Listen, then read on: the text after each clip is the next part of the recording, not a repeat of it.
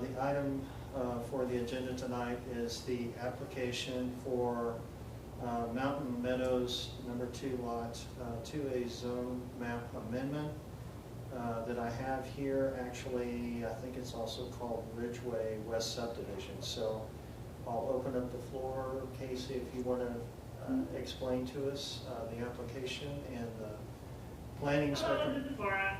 Hey Laura, how are you doing? This is John Gudger. Good, how are you guys? Good, thank you for joining us. I just opened up the meeting and I'm opening it up for Casey Coates to review the application to us in regards to the applicant for the subdivision that was before the Planning and Zoning Commission the last meeting we had. The agenda item is noted as Mountain Meadows number 2 lot 2A zone map amendment. So I'm going to go ahead and open up the meeting for Casey to give us a review of the application and the city planning recommendation to the Planning and Zoning Commission. So, Okay. Casey, go ahead. Mr. Chairman, Commissioners, thank you. So, yes, this is a application for rezone. It's actually submitted on behalf of staff and the council for an initiated rezone. It has to go through planning and zoning as part of Title 17 requires. So the legal description, yes, is Mountain Meadows number 2 lot 2A. It's located along the western edge of Robertson Road, bordering the Wyoming Classical Academy to the north and county properties to the south and west. Currently it is zoned as urban agriculture. The existing land uses are none. It's vacant grassland at the moment. Adjacent land uses are to the north are urban agriculture, to the south light industrial in the county. To the east is Robertson Hills, Robertson Heights, and that's residential 1. And to the west is a county property, and that is light industrial. So the applicant and through the city is proposing to develop a subdivision that would bring 80 plus additional homes to the area, and it will allow for infill of existing land within city bounds. Currently this won't impact any infrastructure loading. The city can accommodate both water and sewer in this area.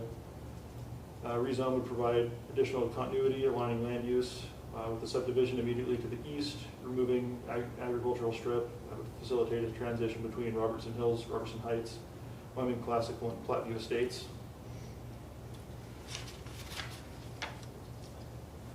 As we said before, the proposed rezone would allow the applicant to make use of existing municipal services such as water, sewer, police, and fire that are already extended to the region.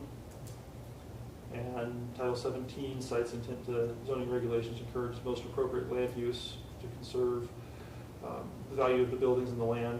Title 17 allows council and administrative staff to initiate the zone map amendment as we are here for tonight, and staff recommends approval of the rezone. Any questions? I'll open up the floor. Chris and John, do you have any questions? I've got a comment if you got a question. I do not. Yeah, nothing. Okay. No, I think my comment was just to make sure it kind of dovetails to some comments I had last meeting when this initial application came forward. The long-term plan initially, it's kind of stated this particular area to be for potentially a UAR, or urban ag residential, which is larger pieces of land. And I do feel that what we're currently doing, as Mr. Coates pointed out, really aligns with Title 17 because it is a good use of the land. It's consistent with what is currently and has developed out there. We do have UAR farther to the north. We also have the new charter school directly to the south of that, and this is directly adjacent to the new charter school, in addition to having residential directly across Robertson to the east. So I think I would support this, and I think it's an appropriate rezone for what we are looking to grow as City of Mills. Okay. Laura, I'm sorry, I neglected to ask if you had any comments. Did you have any comments or questions? No, I don't. Okay. So just so I understand, this is just a request for a rezone. There's nothing else beyond the rezone. Is that correct? Correct. The order is in order for the plat to come forward, that would guess, mirror what is the developer wants to do. It has to be rezoned because lot size considerations. So for UAR, the lots are bigger, and so for the proposed development with 80 plus to basically fit that design and layout as they foresee it, it would have to be adjusted down to residential one. Okay, so a lot of the comments that came in our last meeting, you weren't here, but, you know, I was CC'd on some of the things. They had updated a traffic study, they had updated some things regarding drainage and access. Is all of that going to be in a separate site plan application, or is that part of, can you clarify where that lands? Sure, that'll be so I guess with regards to the updated traffic planning and the drainage, those issues have been addressed. Okay, And they will be part of the final plat. okay, so is the final plat just, is that coming before us in the next meeting, or is that, okay, is that coming before us in the next meeting, or? So I do not know if it's coming before. Would you like, is that something you would like to see? Timing wise, it may, basically we would have to see as far as timing goes, because once, depending decision here tonight, we would have to go out to a notice period, for Yeah, a 15-day notice period. Because of the effort they have made, I don't necessarily want to delay it any longer. Sure.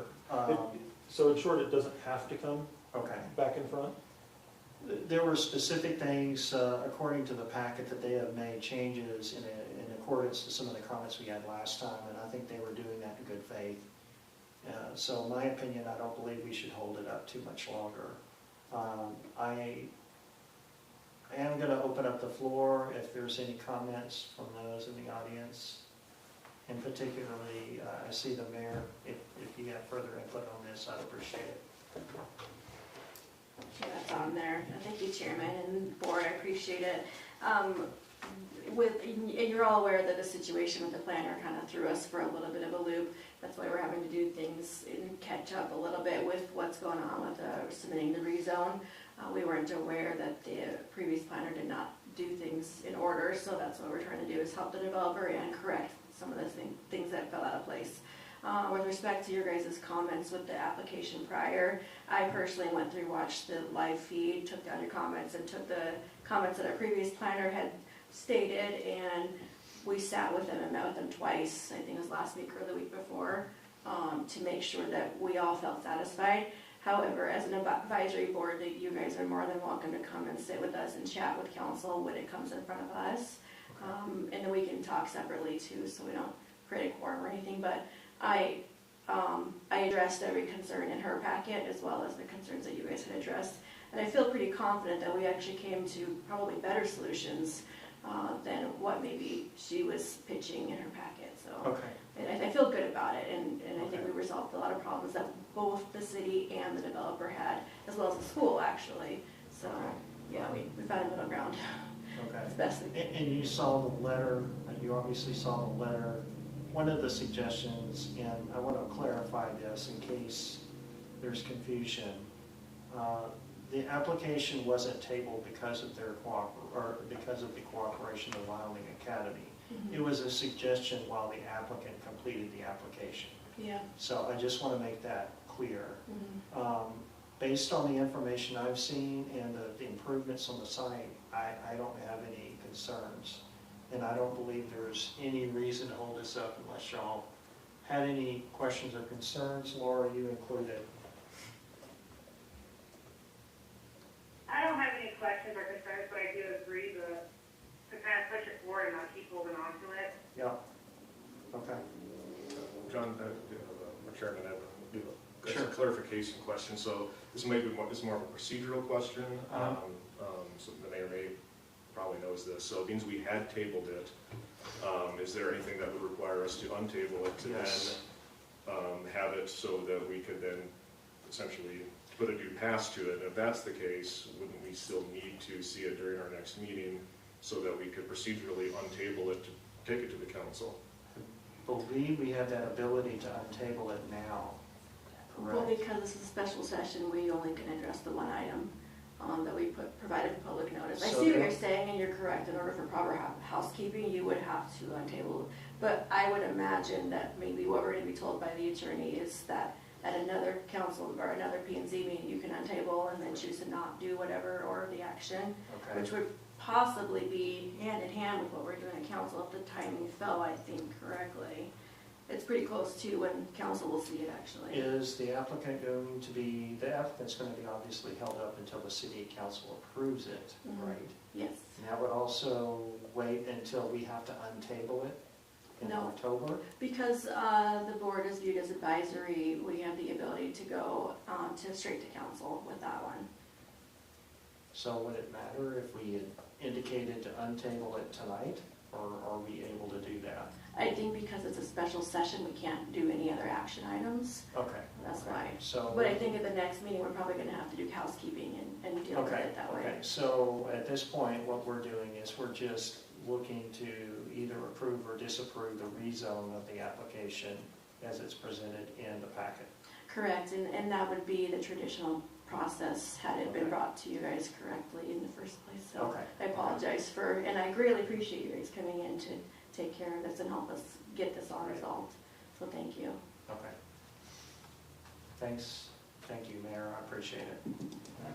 So Chair, I guess with that, I would be of the opinion that we definitely want to do this procedurally as correct as possible. So Correct. we would want to make sure we have this on the agenda for the next official meeting, untable it, and then have a separate motion for that.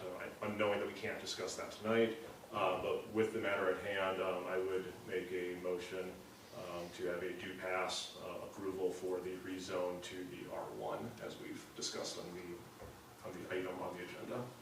Okay, I'll second that. okay. Before I ask for a vote officially, I'll ask if there are any other public comments, as I'm required to do that. And being that there are no comments, all in favor for the motion to pass the rezone as presented, say aye. Aye. Aye. Okay, the motion passes unanimously. I think that's it. That's all we are required to do in this special session. Unless there are any other questions or comments, I guess we are adjourned. Chairman, I actually have one other comment. Okay, go ahead. This is maybe just a point of clarity for myself, being on the board. With this being a special meeting, first one we've had since I've been on the board, which is going to be 2 years already now. But do we have an indication as to what parameters and what files will show up under these, or like this one was brought forward as a special meeting as opposed to other applications that we may have or may not have seen over the last 2 years, and what, I guess, test or consistency is being used to ensure that when we are having these, there's, I guess, a business need or that would rise to a certain level. I don't have a lot of clarity on that, and if I would pose that. I think we're in the process, and I can open up to the mayor for further comment, but I think we're trying to get that settled because there appeared to be a couple of things that were out of order. And so we'll have to determine and find out from the city, from Mr. Coates as well as the mayor, on anything we have to review or address to clean up things that may have not have been properly reviewed because of order or lack of. This is a very rare situation under my term as mayor, and I don't like to see things happen this way. The short notice is rough for the public to be informed, and we want transparency. I felt that this was pretty clear cut and clean, and we gave public notice still. It's 5 hours by state law, but it had more to do with the fact that because of the previous contracted worker had let some things fall through the processes that were a traditional process. It put us in a situation where we were having to correct things essentially and do them somewhat swiftly to get the path corrected for it to move then to council for the developer to start putting up homes. And I don't want anyone to think that this is something that we're going above and beyond for one specific person. This is a pretty large development, and that means homes for the larger portion of the community. So that's really what we're looking at here. So, but yeah, so this will be rare. So I want to say that. We may sort of reach out to you for some clarity before we meet the next meeting. Yeah. Because that will be needed. Yeah. So that things can be done officially. Yep, I agree. Yeah. Okay. We appreciate you. Thank Okay. you. Chairman, I got a question for Yeah. Mayor as well. Did you say 5-hour notice for public meeting, is that, For special meeting. that's under a special rule? Mm, Okay. Yeah. Just curious, I thought that was awfully short. but- It is short. I feel the same way. It's state law, 5 hours max for, or minimum for a special meeting, which this falls under that, which also means that we can only discuss this item. We can't lump in something that the public wasn't made aware of to have a notice. It has more to do with notice, and I could go down a whole rabbit hole as to why 5 hours might be a short or failing because we Yeah. don't have an official publication in the county, but that's a whole Is it- other conversation. So this emergency, and we've already voted, so, of course, this isn't a point of argument. But what, if we're trying to get that plat through, that takes more than one reading, is that right? Is that the timing thing? That one's one reading. Well. Oh, I'm sorry, I misspoke. If I Go for it, may yeah. clarify, Commissioner, so that the process can take through a 3-reading process. There is a provision in Wyoming statute that would allow the council, after public hearing, to suspend rules and to vote the first, second, and third reading at one time. There is a You're provision. talking about council, or? Yes, so for the planning and zoning, Yeah, I'm not planning and zoning, I'm talking to council, we're Yeah. advisory. yes, yes. So so for basically, the you're just council. here to take whipping from the public, should they try. Yes, so for the council has the option, although it's not common for them to suspend rules, that there is the provision where they can, but it has to be essentially a unanimous decision by the council to But do that's not so. what's happening this time in council, right? I mean, in this particular case, we're just talking about this meeting that you're referencing this to? Yes, Okay, so we will have multiple readings in city council after this. that'll be a council decision on that. If, it'll all depend on essentially, timelines for developers and the schedule that may be. I know there was conversation about trying to stay within timelines for contractors because of, Winter's coming. bids are out. Yeah, winter's coming, they want to get some groundwork done, especially with inflation raising by the week. Right. And I would extend the offer to, the board to come and chat with us.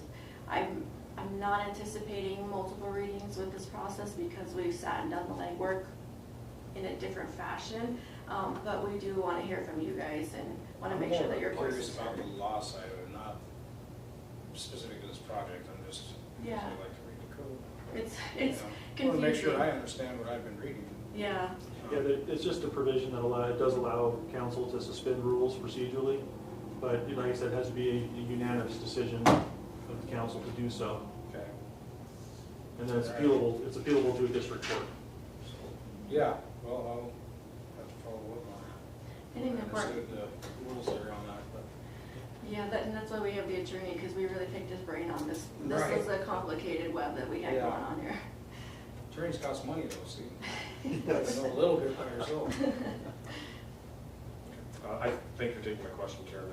Yeah. That answers it, and it was mainly a point of clarity for myself to make sure that, we're here really to clean up a procedural thing that was the genesis of some staff maybe not interpreting something correct, and that we're not here because of their preferential treatment to a certain developer or anything like that. That's obviously all been discussed, and I just wanted to make sure that was clarified. Yeah, Mr. Commissioner, to add to that, there was a application filed for a rezone that had never actually proceeded, so it was one of those things that absolutely got lost in the shuffle. They should have come before you much before this. Yeah. Okay. So, I'm good. Thank you, Chairman. Okay, no problem. Any other questions or comments? Okay, Laura, did you have any other questions or comments? No, I did not. Okay, all right, at that, I believe we are adjourned. Thank you, everybody. Thank you. Have a great evening, bye. You too, Laura. Thanks, Laura.